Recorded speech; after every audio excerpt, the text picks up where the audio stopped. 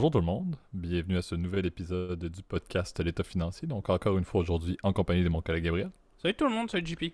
Et pour ce nouvel épisode de la saison 5, on vous fait avant que je mentionne les segments, le Gab a proposé les deux sujets. On fait un haut son de la cloche pour commencer un place au débat pour poursuivre le format presque classique maintenant, plusieurs personnes le diront. C'est d'ailleurs, je crois, le 15e épisode de la saison 5. Là. Vous le savez, notre structure se veut basée sur 26 épisodes par saison. Donc, sans s'en rendre compte, on se rapproche déjà de la fin d'une nouvelle saison du magnifique podcast L'État financier. Et on salue d'ailleurs pour toutes les personnes qui sont de ce côté-ci de l'Atlantique et au Canada. Là, aujourd'hui était le Thanksgiving canadien, c'est-à-dire vraiment pas comme le Thanksgiving américain. C'est plus un férié pour les employés fédéraux et plusieurs sociétés à charte, dont les banques, entre autres. Donc on salue ceux qui étaient en congé, même si effectivement ce n'est pas la même folie que la dinde des compagnies aux États-Unis. Mais tout de même, on tente de faire quelque chose de célébré. Ça ne s'empêche pas bien évidemment, ne prend pas de repos pour le podcast. Et qui dit ne pas prendre de repos dit Gab, tu dois intervenir un instant pour faire le disclaimer de début d'épisode, qui d'ailleurs, pour le premier segment, étant donné qu'on fait un au son de la cloche, devrait être particulièrement pertinent. Ouais, moi je dois t'avouer, mon congé a quand même été pas mal occupé. En tout cas, j'essaie de survivre au restant de la dinde, là, parce que pour le coup ça a été le cas ici, là. Mais bon, tout ce qu'on parle évidemment dans le podcast, il s'agit évidemment que de notre opinion personnelle, il ne s'agit pas d'une recommandation officielle de placement. On vous invite toujours à prendre contact avec un expert. Quiconque est autorisé pour vous émettre des recommandations, lui seul ou elle seule saura être en mesure de pouvoir déterminer avec vous en fait les meilleures options disponibles à votre profil d'investisseur. C'est ça. Évidemment, aujourd'hui on retourne sur un épisode, on va dire, un peu plus classique. Malgré qu'on met pas mal de l'avant, d'ailleurs, ces dernières semaines, notre nouveau segment, enfin nouveau entre guillemets, là, le place au débat. Je trouve que pour le coup, ce sera pertinent. J'en profite par exemple pour le place au débat, évidemment que l'objectif, évidemment, ça va pas être d'être exhaustif, d'être parfaitement, on va dire, au courant de tout ce qui se passe dans le thème qu'on va aborder. Le but étant de donner une opinion d'ensemble, une vue d'ensemble sur qu'est-ce qui se passe, puis d'essayer d'avoir des opinions, on va dire quand même centrées, on va dire neutres sur le sujet, parce que déjà ça ne nous concerne pas. Enfin, à moins JP, que tu me caches un deuxième passeport que tu l'as jamais dit, mais bon, Absolument pas. Absolument pas. je pense pas que ça nous concerne. Donc bref, je pense qu'on est prêt à lancer l'épisode. Qu'est-ce que t'en penses, JP? Absolument. Donc on peut amorcer avec le premier segment, le au son de la cloche. Parfait. Donc, comme on l'a introduit, là, on va un peu dans un volet marché, on parle d'une compagnie listée, et on parle un peu, encore une fois, là, on remet notre fameux chapeau scandale, là, qui était... On était presque un peu un podcast de potins là, financiers, si on peut dire. Au début, là, les hauts sons de la cloche étaient extrêmement marqués par des espèces de scandales. Plusieurs personnes vont avoir lu là-dessus dans la dernière semaine. On veut parler de ce qui s'est passé, ou de ce qui se passe, en fait, parce que c'est toujours en cours avec Crédit Suisse. Donc la fameuse banque suisse là, qui, à partir de... Ça fait quand même quelques semaines, mais ça s'est sorti beaucoup plus à partir de la semaine dernière. Là. C'est une banque qui, officiellement, je fais un mini-sommaire, puis on entrera dans les détails un petit peu plus. Là. C'est une banque qui, je crois que c'est le 27 octobre, donc ça arrive sous peu, va annoncer ses résultats pour le trimestre, mais va également parler d'une restructure de ses activités. Donc c'est une banque qui veut quand même euh, investir beaucoup d'argent pour restructurer ses activités. On parle grosso modo, selon ce qu'on a lu, là, on veut retirer une partie du volet investment banking et vraiment se reconcentrer sur le wealth management, mais grosso modo quelque chose qui pourrait être plutôt coûteux pour la firme. Malheureusement, et ça c'est un petit peu le problème, c'est que dans le but de faire ces activités-là, ces modifications-là, ces changements drastiques au sein de la compagnie, Crédit Suisse aurait potentiellement abordé le sujet avec certains investisseurs d'aller chercher du nouveau capital. Le problème, c'est que ce bruit-là est sorti et la Banque nationale suisse a regardé, c'est un petit peu le fameux gendarme là, des institutions, et lorsqu'une banque de l'ampleur de Crédit Suisse en Suisse, bien évidemment, là, pourrait avoir des problématiques au fait de, encore une fois, peut-être s'endetter davantage, peut-être demander du nouveau capital. C'est certain qu'elle va porter attention. Donc, la Banque nationale suisse a quand même mentionné le fait de dire qu'elle allait monitorer un peu les activités de Crédit Suisse, qui, comme toute banque d'envergure, a créé un petit peu de bruit, et en fait énormément de bruit dans les marchés, et Crédit Suisse a une importance assez significative au-delà, bien évidemment, de la Suisse même, ce qui fait en sorte qu'on en parle, bien évidemment, dans le podcast aujourd'hui. Pour vous donner une petite idée, là, si on parle de ça, c'est Crédit Suisse a commencé à faire du bruit de coulisses pour trouver plus d'argent. La Banque centrale suisse a capoté un petit peu, la Banque nationale suisse a capoté un petit peu, a sorti publiquement le fait qu'il allait monitorer. Et Crédit Suisse s'est dit, bon, ben, je vais pas non plus avoir le tapis qui va me glisser sous les pieds. Je vais montrer ma stabilité financière, je vais montrer ma solidité. Et c'est là où on parle présentement que la banque voudrait racheter là, pour 3 milliards de francs suisses de dette. Donc, bien évidemment, il y a eu des mouvements au niveau de sa dette, même au niveau de son capital. L'action a également bougé globalement. Mais Crédit Suisse veut essayer d'en profiter présentement pour racheter de la dette énormément et montrer au final, mais écoutez, vous ne pouvez pas vous inquiéter de la solvabilité ou de la solidité financière de Crédit Suisse si on veut présentement racheter 3 milliards de francs suisses de dette qu'on détient. On est solide, on est bon, ne vous inquiétez pas. Attendez le 27 octobre pour voir notre plan de restructure. Tout va bien se passer. Ne vous inquiétez pas. C'est un peu le message clair que Crédit Suisse faisait. Par contre, c'est un peu là où, comme toute banque, certains s'en rappelleront. Là, je crois que c'était en 2016 qu'il y avait Deutsche Bank qui avait une situation un petit peu similaire. Là. Un petit peu une vase de restructure qui avait été annoncée. Encore une fois, des démarches de capital et d'endettement qui avaient été mis en place dans le but de faire cette restructure et qui avait bruité avant que cela là, soit mis publiquement justement dans des résultats ou par la banque même. C'est littéralement un copier-coller dans un autre pays, mais avec une banque tout aussi importante que l'était Deutsche Bank, ou que l'est toujours d'ailleurs Deutsche Bank. Mais ce qui est particulier avec tout ça, c'est, et je pense que c'est un petit peu de là que Gab, tu pourras prendre la parole, et c'est de là que tout découle, c'est pas non plus le premier faux pas, si on peut dire, de Crédit Suisse dans les dernières années. Certains se souviendront là, de Archega, c'était l'année passée, là. Le fonds qui avait perdu, je pense que c'était 5 milliards de dollars qui avaient été perdus par cette firme-là qui était détenue par Crédit Suisse. Donc, c'est pas le premier, c'est pas le premier problème ou, entre guillemets, le premier scandale financier qui découle et qui montre un peu des pertes ou une certaine instabilité financière globale de Crédit Suisse. On en parlait en off, puis chez Gab, tu pourras peut-être donner des stats. Si on regarde les états financiers, ils s'en portent pas nécessairement mal en termes de liquidité, si on peut dire, là. Donc, je pense qu'ils le font bien. Maintenant, moi, personnellement, et je pense que c'est un peu ça qu'on veut vous montrer aujourd'hui, j'ai vraiment très hâte au 27 octobre. Personnellement, là, avec les démarches qu'ils veulent faire, avec l'espèce de montrer qu'ils sont énormément solides financièrement, j'ai vraiment hâte de voir qu'est-ce qu'ils vont avoir besoin le 27 octobre pour leur restructure, qu'est-ce qu'ils vont demander en termes de capital, est-ce qu'ils vont faire de l'émission de nouvelles actions, est-ce qu'ils vont émettre de la nouvelle dette alors qu'ils viennent d'en buyback encore une fois, dans d'autres devises. Je pense qu'ils veulent faire du US, du Suisse et tout. Là, bref, là, le fameux 3 milliards de francs suisses, c'est bien évidemment agrégé, là, c'est dans plusieurs devises.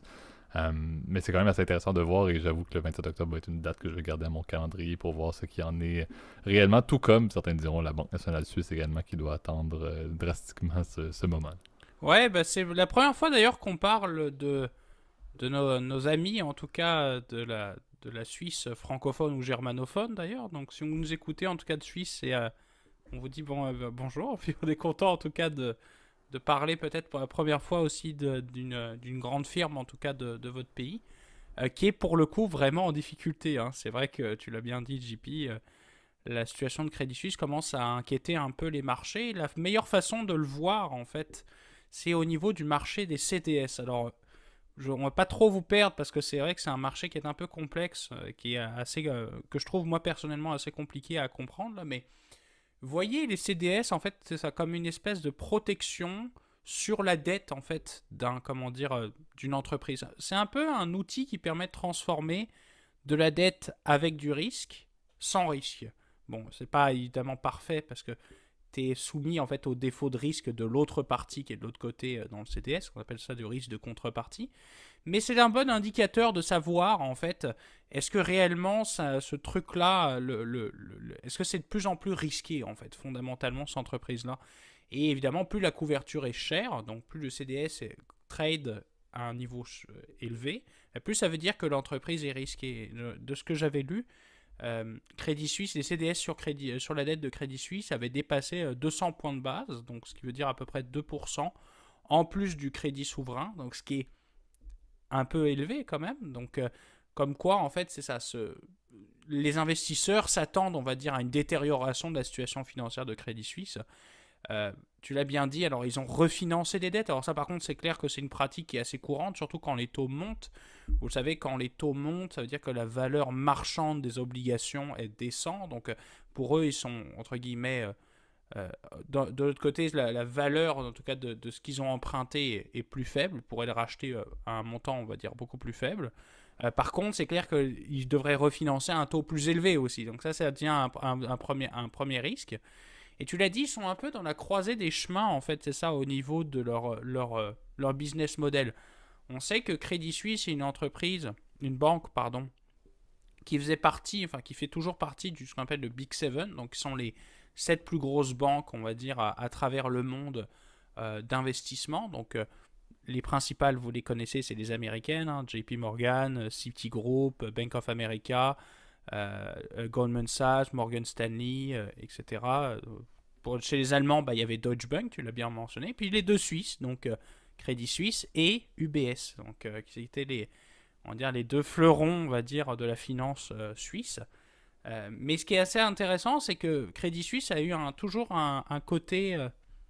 Ça n'a jamais été une banque de détail, en fait. Donc, ça, c'est vrai, c'est clair que leur côté. Ils ont une diversification de leurs revenus qui est peut-être un peu plus faible que les autres banques. Et le bon exemple, tu l'as bien mentionné, c'est Deutsche Bank. Deutsche Bank, c'était un peu la même chose, tu vois. Deutsche Bank font très peu d'activités de dépôt, en fait. Des activités classiques qui sont assez décorrélées, en fait. Parce que ce qui est intéressant dans la banque de détail, c'est que c'est évidemment tout le temps, tu as tout le temps du business à faire. Hein. Tu vois, je parle d'expérience, mais la banque de détail, on a toujours quelque chose à faire. Tu vois, il y a toujours des produits à vendre, etc. Donc c'est vrai que c'est des revenus récurrents quelque part. Alors que la banque d'investissement, c'est très cyclique. C'est très dépendant de l'état des marchés, l'état des taux, etc. Et on est dans un espèce d'épiphénomène qui fait que en ce moment, l'investment banking, ça marche très mal. Évidemment, les taux sont élevés, donc il y a peu d'acheteurs, peu de vendeurs aussi. Donc, ce qui fait que, évidemment, ça se casse la gueule. Enfin, tu le vois d'ailleurs, leur dernière earnings call veut tout dire, hein, puisque d'ailleurs, même sur les 12 derniers mois, je voyais ça là, par rapport aux 12 derniers mois de l'année, là, je crois leurs revenus ont été quasiment divisés par deux. Là, donc, c'est vrai que c'est assez inquiétant pour eux hein, de dire, bon, ça baisse par deux, surtout à cause des revenus d'investment banking qui baissent. Donc, on s'attend évidemment à ce que en tout cas, leurs bénéfices vont chuter de manière importante. Donc c'est clair qu'en termes d'investissement pur, ça peut être inquiétant de voir la situation actuelle de Crédit Suisse. Tu vois, de ce que je voyais, tu vois, au niveau des revenus, je le sors en direct, c'est à peu près 17 milliards sur les 12 derniers mois. J'ai peut-être un peu exagéré sur la moitié. Donc c'est par rapport à leur sommet qui était en 2020 où ils ont généré un revenu. Donc chiffre d'affaires, pas un bénéfice. Ne me faites pas dire ce que j'ai pas dit. Un peu plus de 21 milliards de francs suisses, hein, toujours. Donc, c'est clair que c'est un croisé des chemins qui fait que c'est un peu compliqué de se positionner exactement. Qu'est-ce qu'on doit faire avec la filiale Investment Banking? Est-ce qu'on doit la vendre? Mon petit doigt me dit que, bon, ils vont probablement le vendre parce que c'est compliqué. Le marché en ce moment est très compliqué. Et ils veulent se concentrer vers des choses qui sont plus simples à faire. Tu vois, la gestion de patrimoine, ils targetent, à mon souvenir, une clientèle très riche. Donc, c'est souvent des gens qui sont prêts à payer des frais assez importants. Donc, c'est intéressant de voir, en fait, peut-être que ce phénomène-là, je pense pas va amener, en tout cas, un Lehman Brothers, comme j'ai pu lire dans certains articles, mais je pense clairement va poser des questions sur la soutenabilité de certains secteurs du banking qu'on pensait, on va dire, increvables, comme l'investment banking, etc. J'ai l'impression que c'est plus compliqué que ça en ce moment et que mieux vaut être une méga banque et d'être capable d'être très diversifié sur plein de types de produits, assurance, etc., wealth management, retail banking, etc., qui sont pour le coup, au moins, tu as toujours un secteur qui fonctionne à peu près et tu es très armé face à la concurrence. Exact. C'est juste un petit point d'ironie. Là. Tu mentionnes que ça va probablement pas refaire un Lehman Brothers. Leur chairman s'appelle Axel Lehman, ce qui est quand même un peu ironique dans la situation. mais ça, c'était un petit aparté dans la discussion. Là. Mais ce que je voulais ajouter, par contre, tu l'as bien mentionné, c'est ça, encore une fois, on met un petit grain de sel d'avis, là, mais je pense que, et tu l'as bien dit, les marchés vont plutôt mal. Les marchés vont probablement pas nécessairement aller très très bien pour le secteur financier non plus pour peut-être les prochains mois. Qui dit récession, ça va un peu mal partout, là, ça c'est certain. Je pense que la stratégie présentement, oui, c'est peut-être d'essayer de réduire les spreads de dette là, en calmant les choses, en essayant d'insuffler de la confiance au niveau des investisseurs et des créanciers. Je pense également que c'est un peu le moment parfait pour faire une espèce de restructure ou un changement de stratégie d'affaires pour Crédit Suisse. Pourquoi? Parce que ça va aller mal pareil. C'est un peu ça la stratégie. Si tu veux faire des changements significatifs qui peuvent avoir un impact sur le cours par exemple, de la compagnie, de l'action, ben, je pense que c'est pas un mauvais moment quand on voit un petit peu le nuage gris, le nuage noir qui s'en vient pour la fin 2022 et le début 2023 et même peut-être pour 2023 en entier. Là. Encore une fois, on n'a pas de boule de cristal sur si une récession et qu'est-ce qu'une récession pourrait ressembler présentement.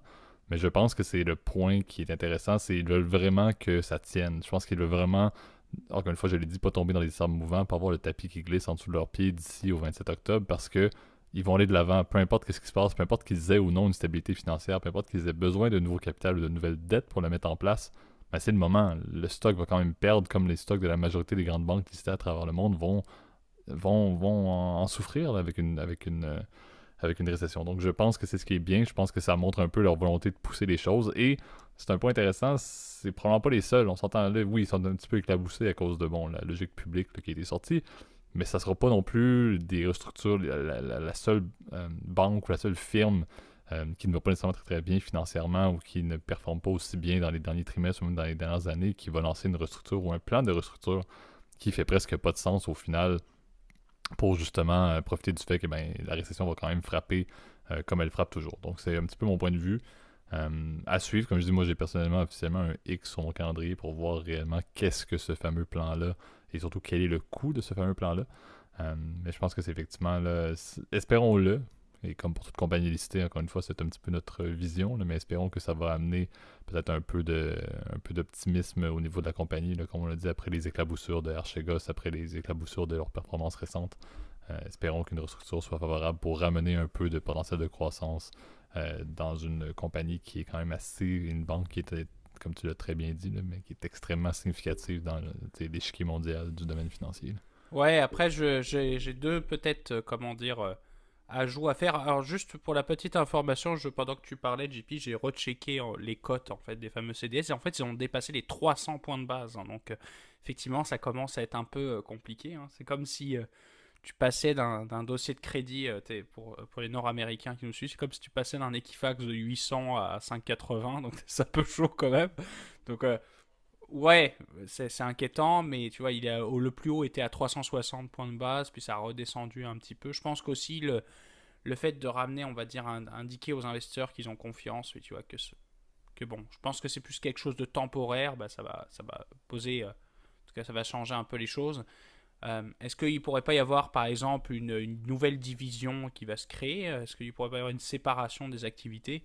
On sait que ça va être peut-être la nouvelle tendance d'ailleurs de 2022-2023, hein, parce que par exemple, je sais que la plupart des cabinets de conseil et de accounting, là, le Big Four, commencent à penser à séparer leurs activités entre audit et conseil en fait. Et bon, c'est peut-être pas le même intérêt, mais je pense qu'il y a une vraie volonté en ce moment peut-être de séparer les business de manière différente, éviter de se retrouver avec des méga structures.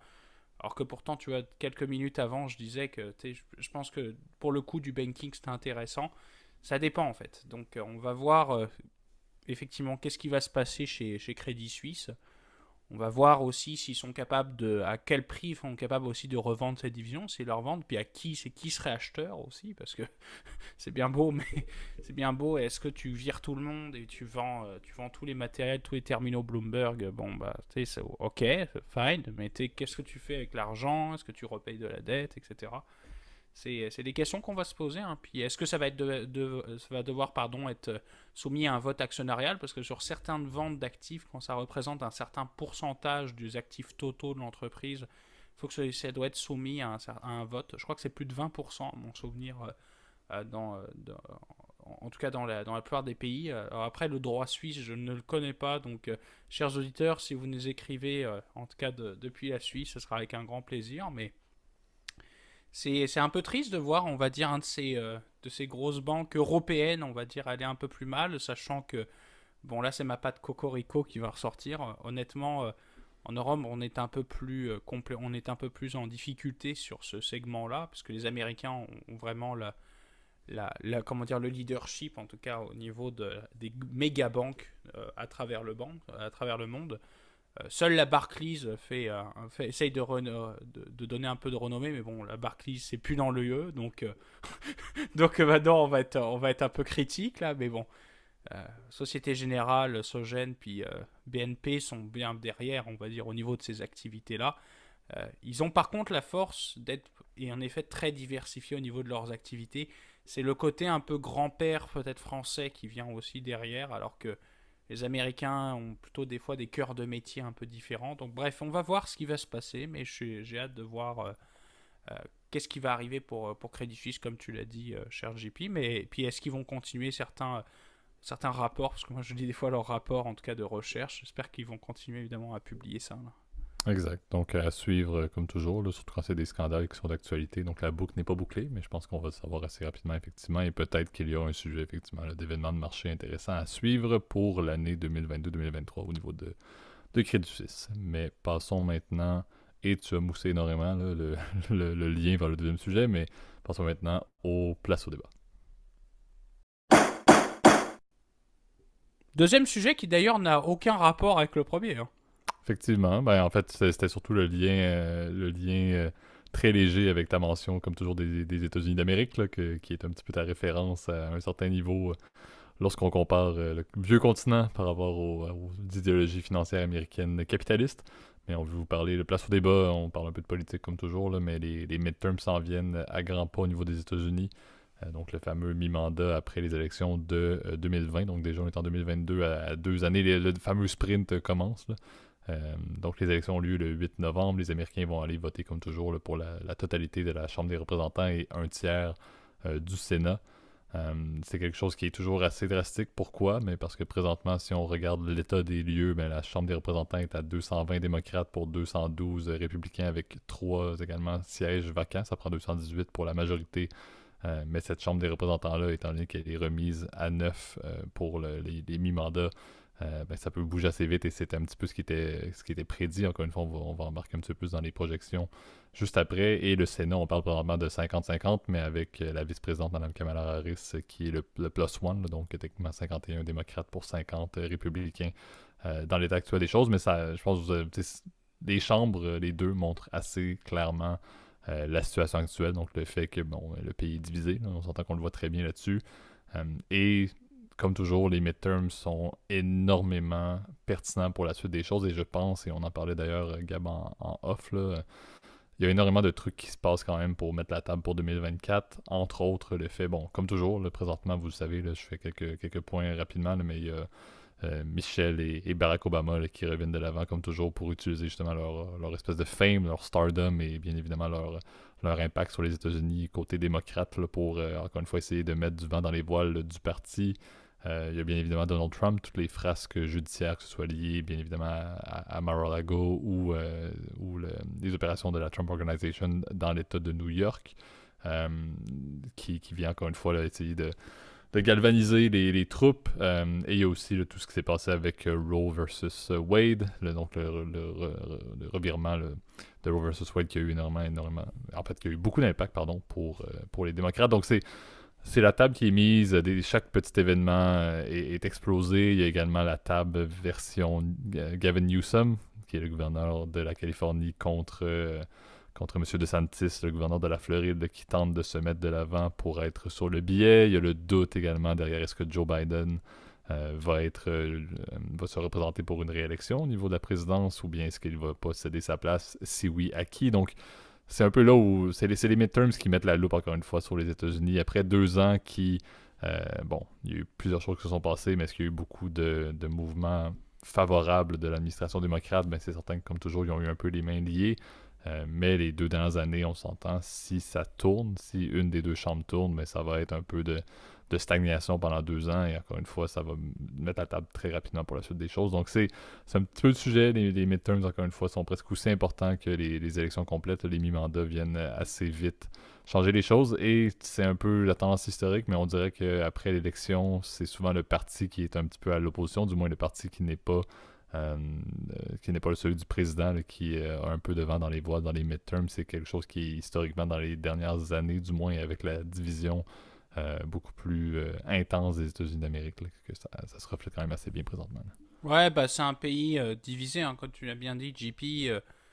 Pays, comment dire, qui est, on va dire, dans une situation un peu à la croisée des chemins, hein, en termes politiques, puisque On sait que bon, le spectre d'un retour de Donald Trump commence à être de plus en plus faible en termes de probabilité, hein, puisqu'on ces derniers ennuis judiciaires avec sa fameuse perquisition à Mar-a-Lago je pense, mis un coup d'arrêt, on va dire, dans ses prétentions de retour potentiel pour essayer de vaincre Joe Biden pour une candidature, par exemple pour une réélection. Enfin, on a encore beaucoup d'interrogations, hein, d'ailleurs, dans le futur politique des États-Unis, hein, puisque on le sait en ce moment, c'est assez compliqué, puisque le Sénat et la Chambre est démocrate, mais tu as un bloc, surtout de la gauche du Parti démocrate, mais qui est à droite d'ailleurs dans l'hémicycle, c'est assez drôle, qui, on va dire, est très opposé à toute tentative du côté démocrate d'aller en faveur des républicains, donc c'est ce fameux bloc AOC, etc.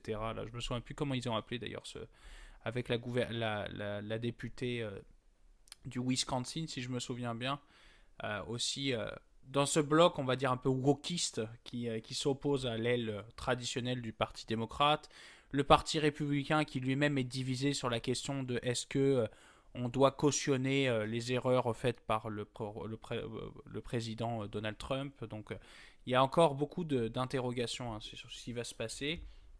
Mais bon, alors les dernières projections, parce que c'est ça que peut-être vous voulez entendre, on va dire, c'est en termes de projection et de probabilité pure, on devrait quand même, selon les sondages évidemment qui sont publiés, parce que moi, je suis pas un savant, je sais pas quel type au milieu de l'Arizona va voter pour qui, mais bon, c'est en termes de bon, Sénat, on devrait à peu près avoir quand même probablement une majorité démocrate avec le 50-50 qui devrait revenir, donc dans à peu près 70% des cas pour les démocrates, 30% côté républicain. Ça, je me base sur les données d'un site qui est formidable, qui s'appelle 538. Je vous recommande très fortement de le regarder parce qu'ils font des projections très visuelles. Donc c'est très cool quand tu es un novice de la politique américaine d'aller les regarder puis essayer de comprendre de quoi ils parlent.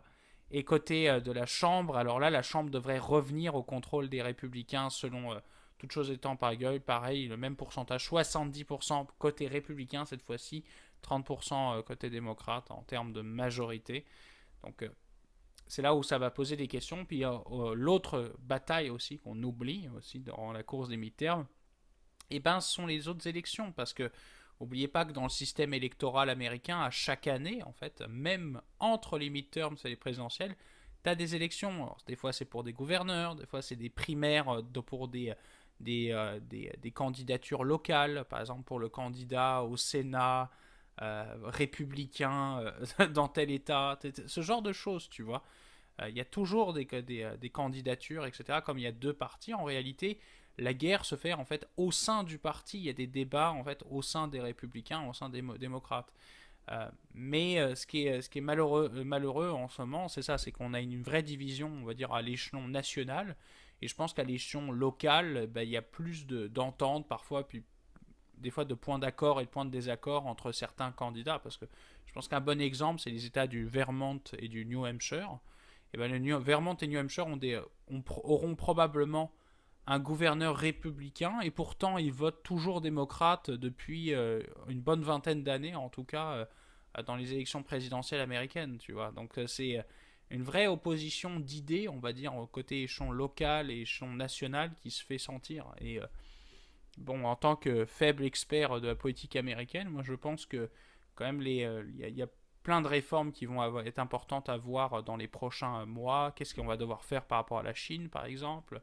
Est-ce que par rapport à l'Ukraine, est-ce qu'il va toujours avoir un consensus bipartisan, parce qu'on appelle ça comme ça, bipartisan sur la question du financement de la guerre, en tout cas du président Zelensky, contre l'invasion de Vladimir Poutine. Donc c'est des questions qu'on va se poser évidemment dans les prochains mois avec cette campagne suit toujours son cours. Et moi, et c'est peut-être mon dernier commentaire, puis je te rends la parole, JP, mais je trouve que parfois, par rapport aux candidatures, aux élections qu'on est habitué, peut-être au Canada où c'est très soft, ou même en France, ça l'est aussi, c'est vraiment, je trouve que les candidatures sont vraiment atroces. À des fois, tu critiques ton opposant sur des trucs complètement absurdes. Là, je voyais des gens qui accusaient les gens d'être corrompus, etc. C'est vraiment, je trouve, très à l'américaine. Et moi, j'ai un peu du mal, évidemment, avec cette culture de l'irrespect de l'autre candidat, là.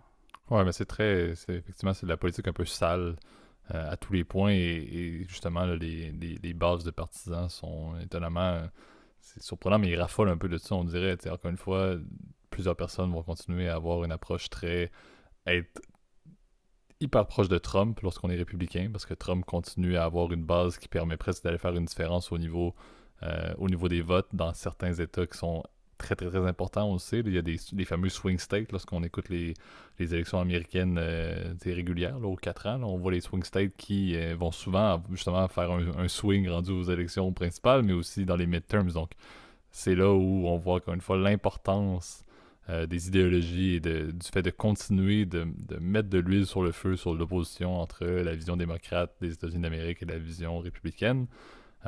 Et également, ce qui est absolument fascinant, puis on en parlait également lors de, si je ne me trompe pas, notre épisode sur l'élection de Joe Biden ou lorsqu'on parlait de politique américaine dans d'autres épisodes, c'est toujours la même chose. C'est Trump a laissé une Amérique qui était America First. On s'occupe de nos propres affaires et l'importance des États-Unis comme étant le fameux gendarme du monde, entre guillemets, est un peu mis de côté pour faisons nos affaires comme il faut et priorisons les États-Unis.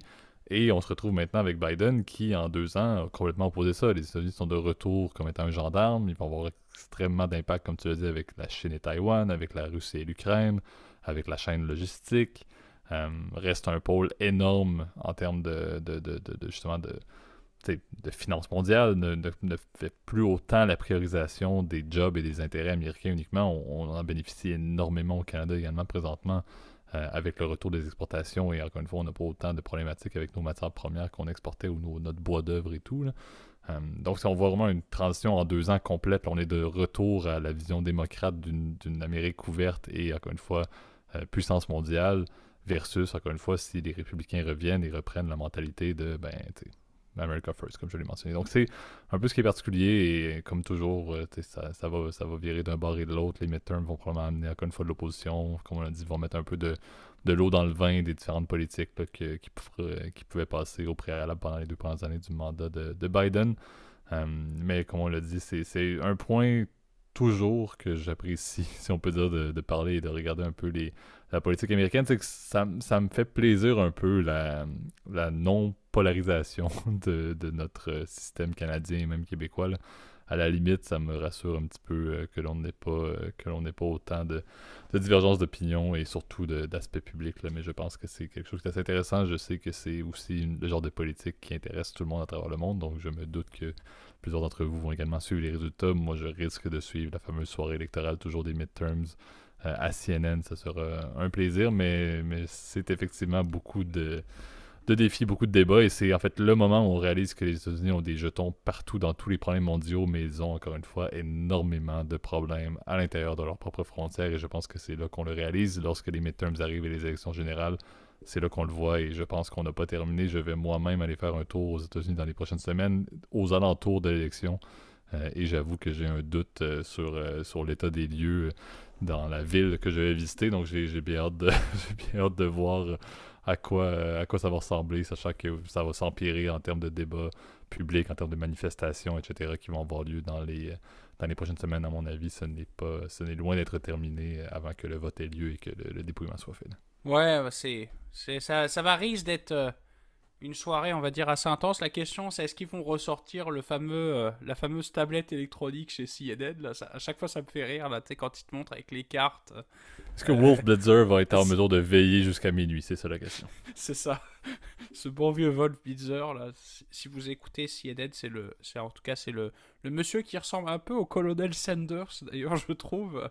On ne sait pas s'il est journaliste ou c'est un cuiseur de poulet, là. Mais En fait, il est l'équivalent en mode breaking news de ce que M. Sanders est pour le poulet, effectivement. Ouais, c'est un peu ça, mais bon, c'est le monsieur, en tout cas, de CNN, mais c'est intéressant, on va voir ce qui va se passer. Moi, à mon avis, dans tous les cas, vous le savez, hein, chers auditeurs, pour le dépouillement, eh ben, ça se fait au fur et à mesure de la soirée, hein, parce que c'est pas national, hein, c'est par fuseau horaire, donc souvent les premiers dépouillements dans l'est des États-Unis, puis ensuite on avance évidemment au fur et à mesure du passage du temps, on pourrait dire ça comme ça. Il y a toujours le Euh, Nevada qui prend une éternité avant d'ouvrir une boîte et qui, bref, c'est Ah des oui, et puis classiques, hein, oubliez des pas, ouais, et classiques. puis oubliez pas évidemment que c'est ça, que chaque État aussi a ses propres élections. Ils élisent, je sais pas, par exemple, le school board en même temps que le Des gouverneur référendums, aussi. exact aussi, ouais. C'est ça, donc il y a plusieurs courses à se souvenir. C'est clair que pour nous, c'est très compliqué parce qu'on se dit, mon Dieu, en fait, il y a 14 élections en même temps. C'est le cas, en fait. En réalité, il y a énormément d'élections le même soir.